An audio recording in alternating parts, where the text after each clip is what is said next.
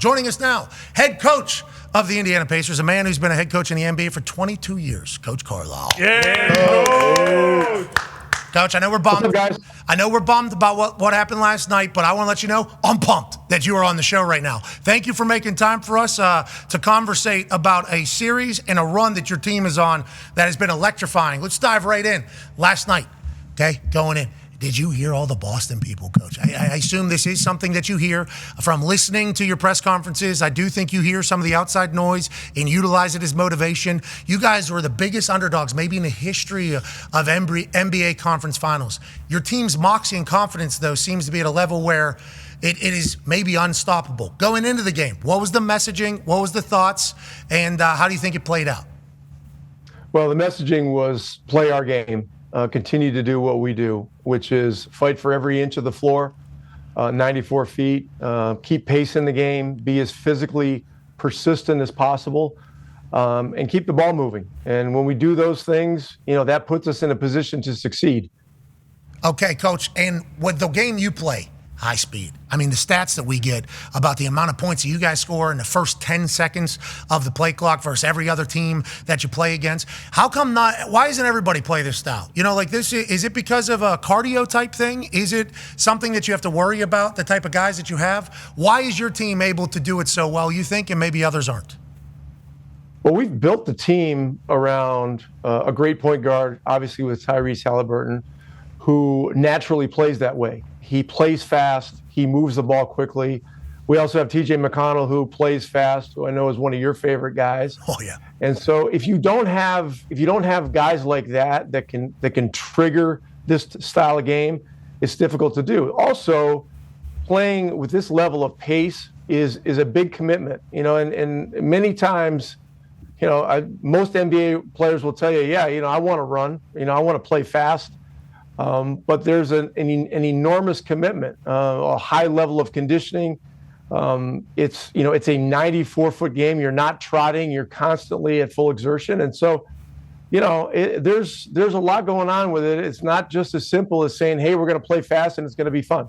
Yeah, and it's electrifying to watch. I think that's why the entire state, obviously winning is helping it, but the brand and the style in which you guys are winning behind Tyrese, who is beloved in the city already, it's a beautiful thing. Go ahead, AJ. Coach, speaking of Haliburton, what does he allow you to do as a coach to kind of open things up? Like you said, watching him play, it's crazy watching step back threes from who knows where, and just how quickly he gets the ball out, how well he dishes it. How does that help you as a coach to where you can kind of craft everything around him? Well, AJ, he runs the team, and when he got here 2.5 years ago, I told him that I had a conversation. How do you feel about being the guy in control, calling plays, getting the team together during the game, being the guy that's the trigger guy? He goes, oh my gosh. He goes, I would love that. And so, we weren't very good 2.5 years ago. And so we had some time to incorporate him into this thing. He got a chance to learn his new teammates as we've gone along the way. And really, he runs the team. And so, when things are happening in real time on a split-second basis and players aren't looking over toward the bench for play calls and the point guard is the guy that is triggering everything, it allows things to happen quicker, more unpredictably, more randomly, and it makes us harder to guard. Yeah, and he's awesome. The moxie. Yeah. Hey, Coach, he's got some moxie, too.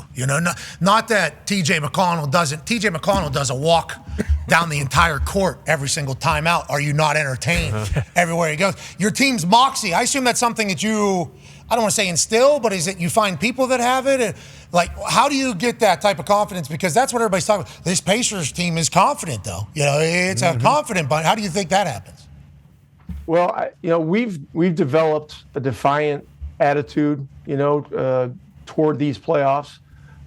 We understand that each series is a new set of challenges, and things get very personal very quickly. We went through a lot. I mean, in the last 5 days, we've played 3 games in 3 different cities.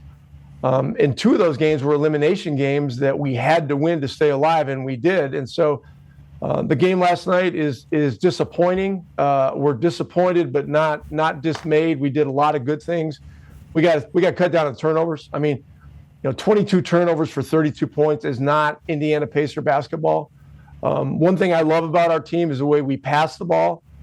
We have led the league in the number of passes per game, really from almost start to finish. Last night we had, according to stats that I got, we had 390 passes, and I thought we should have probably had more passes, particularly in the fourth quarter. So there's some things we got to shore up, but I love the fight of our guys. We were down 13 in the third quarter, battled back and got a lead late. And look, it's one game in this series, and we've got to get ready for game 2. Yeah, I'm happy you brought up last night. I think I was going to do it towards the end of this as we were chit-chatting about everything else. I think not only last night, but in the Knicks series, as everybody on earth seemingly fell in love with the way your team plays, you'll go down 9. And I think Jamal Crawford yesterday said that Pascal understands that can go from 10 to 20 or that can go from 10 to 2. It's a runs game, and you guys know that. And it seems like your team answers. It is a answering bunch. Do you feel that? I do, and look, today's game is so dynamic. 20-point leads. We saw it in the Denver game the other night. They got a 15-point lead at halftime. They had a 20-point lead at one point.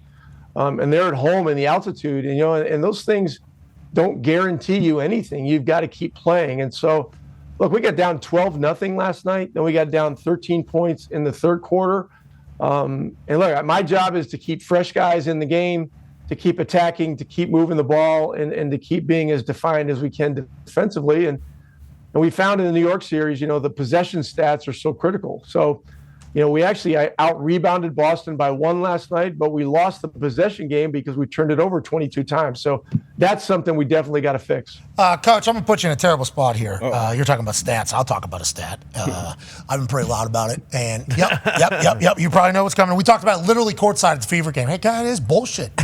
Last night, 23 free throws for Boston in regulation, 3 for the Indiana Pacers, 15 free throws in the second half for Boston, 1 for the Indiana Pacers in the second half. Now, obviously, there's a situation that we all saw in the last series, and we all agreed upon. Refs have a tough job. Okay? Refs have a very tough job, Coach. Very tough job.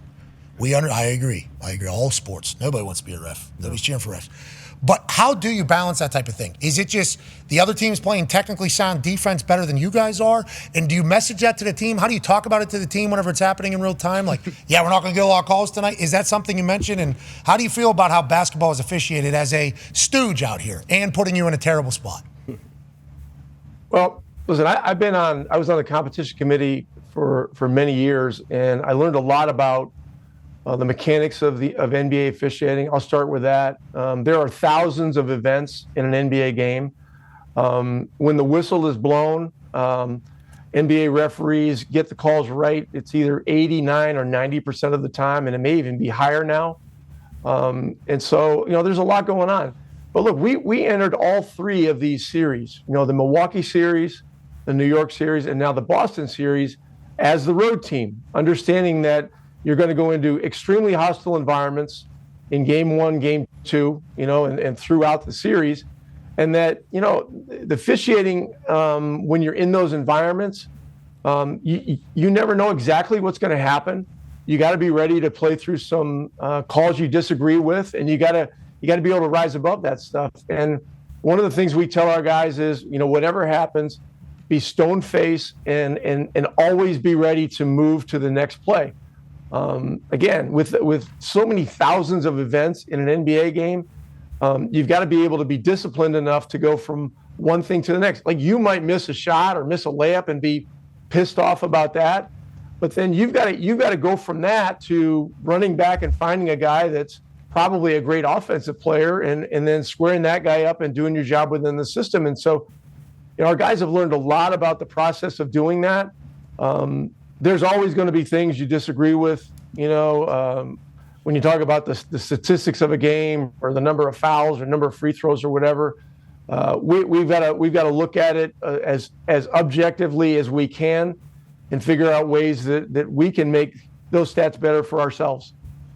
I think you challenged 78 fouls or something like that. Games 1 and 2. Yeah, there was a record amount of things sent in. And it's because I believe you guys had to represent for the fans, us, who were like, feels like we're getting worked here. And obviously the team and the city, hey, right now you feel it, right? Don't you? You have to feel it here in Indiana. That Cambridge Fieldhouse, what did Austin Rivers say? I haven't lost a home game since March 18th. Do you feel it? You have to feel it. Like it is awesome right now in the city behind you guys. Well, listen, and there's nothing like playing conference finals games in Indianapolis, sandwiched between the Indianapolis 500 on race weekend. I mean, it is the ultimate. It's the ultimate environment, and so we're very much looking forward to getting back there, Pat. But we've got another game. Yeah, you're right. Okay, sorry, coach. Coach. Yeah. And with the stuff with the officials, I'm not gonna. I've already spent one semester of my daughter Abby's education at the University of Virginia. With what you referenced, before. I'm not going to talk about those things in the same kind of public way. But look, we looked at the tape today. We had a long meeting with our team. We know the things that we have to do differently and adjust and do better, and we very much look forward to getting back out there tomorrow night. Hell yeah. Well, a couple of questions here, and we can't thank you enough for joining us in the middle of this. Let's talk about that atmosphere you chatted about. Go ahead, Connor. Yeah, Coach, a lot of people were saying that on the broadcast on ESPN, they weren't as pumping the crowd noise as much, and you couldn't really hear it. Being on the court, obviously, you can. How was the atmosphere in the Garden, and also did it feel as big as a moment as it was watching? Because it did seem as though the stakes obviously are much higher, and that the atmosphere and the energy from both sides and the fans was at an all-time high, at least from this playoff run. Well, listen, I came into the NBA as a third-round pick in 1984. I played 3 years with the Boston Celtics. We went to the finals each of those 3 years and won a championship in 1986. And so I'm well acquainted with the Boston sports fan and the Boston Celtics fan. They are phenomenal. And, we go from Madison Square Garden Game 7 in New York City with Knicks fans to, Game 1 of this series. And, you're getting two of the best crowds in all of the NBA. And the only thing I think is going to be close is probably Cambridge Fieldhouse this weekend. Hell yeah. Now, the messaging for your team and for the city has been one that has been well received by everybody that's heard it. Go ahead, D-Bud. Yep, you talked about that championship in '86. You're one of 11 coaches that have won it as a player and as a coach, so congratulations there. And another place that you did win it down in Miami, obviously a great fan base as well against Mojitos. Wow. Heat fan, got a still sore spot there. But do you prefer, I guess, being the underdog as a head coach when you're getting guys ready? Obviously, from the outside looking in, you say, hey, all the pressure's on Boston. They're, minus 1,000 to win this series or whatnot. But is it easier for you to kind of get the guys going as a coach when you are that underdog? Well, we've been an underdog all the way through this. I believe we were an underdog against Milwaukee. And look, we started off on the road in all three series. Look, whatever the circumstances are, in a leadership position as a head coach, you take those circumstances, you digest it, and you figure out the best possible way to get your team ready. And so, the challenge of in this series of playing the team that's been the number one team all year in the NBA, really from start to finish, wire to wire. They ran away with the Eastern Conference. They've had the best record in the league all the way through. I mean, this is the opportunity of a lifetime. And so last night didn't work out the way we wanted it to in the end, but we're looking forward to the next opportunity tomorrow night, man. I love that attitude and mindset. I was devastated last night, Coach. Coach, it was late, Wife and I got a 1-year-old. So normally don't stay up late, fall asleep during a lot of these games and then watch it back in the morning and figure out what the hell happened. I was up last night. Wife was up last night. One stream was 15 to 20 seconds ahead of another one. There was communications happening at like 11:30 at night. I mean, we're pumped for the team. And the way the team represents the city, I think, is a massive piece of this whole thing on why it's beautiful, let alone being the underdog and then the uninvited guests and the way the team is. It's like a perfect match, which leads to Ty's question, Coach. Yeah, Coach, I think we saw especially last year, obviously, some of these teams that make it on these deep finals runs, you have the star players, but then the guys who come off the bench, and Denver especially, you know, like their bench contributors, that was a massive reason why they won the title. For you, and namely one guy like TJ McConnell, what does it mean for a guy like that to be able to come off the bench and spell some of your other starters? And obviously, like what he means to the team as a whole, just being as gritty and tough and kind of dependable as he is. Well, I think, you know, the term I use for TJ, he's a defiant competitor. And I would think that, you know, you guys, a lot of you guys played NFL football at a very high level. I mean, the football mentality has got to be, you know, a similar type thing. And so, you know, he's a dog, man. He gets after it. And he brings a spirit, an infectious spirit to our team. And he's one of the big reasons that we've had the success that we've had. And I do, by the way, want to say, Pat, you know, please send my love to Sam. It was a pleasure meeting her the other night. You and I have both married way above our pay grade. With our two wives. I mean, it's like not even close to being funny.